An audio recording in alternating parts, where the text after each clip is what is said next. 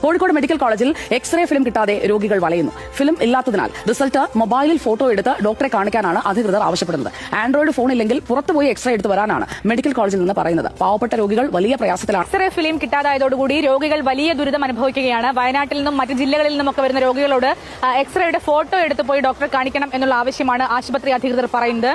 Smart phone അല്ലെങ്കിൽ Android phone ഇല്ലാത്തവർ എന്ത് ചെയ്യും എന്നുള്ള ചോദ്യമാണ് ഉയരുന്നത്. വളരെ സാധാരണക്കാരായ ആളുകളാണ് ഇവിടെ ഇത്തരത്തിൽ എക്സ്റേ എടുക്കാനൊക്കെ വരുന്നത്. നമുക്കൊപ്പം ഒരു രോഗിയുടെ കൂട്ടിരിപ്പുകാരനുണ്ട്.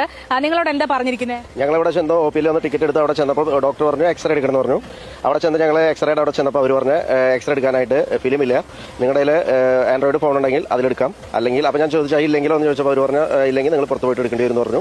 100 രൂപ അടച്ചു കഴിഞ്ഞാൽ നിങ്ങൾക്ക് അപ്പോൾ എടുക്കാമെന്ന് പറഞ്ഞു. ഞങ്ങളുടെ കയ്യിലുണ്ട്, പക്ഷേ ഞങ്ങളുടെ പോലെ ഒരുപാട് ആൾക്കാർ അവിടെ വന്നിരിക്കുന്നുണ്ട്, പ്രായമായവരുണ്ട്. നമ്മളുടെയൊക്കെ ഒരു പ്രതീക്ഷയാണ് ഈ മെഡിക്കൽ കോളേജ്.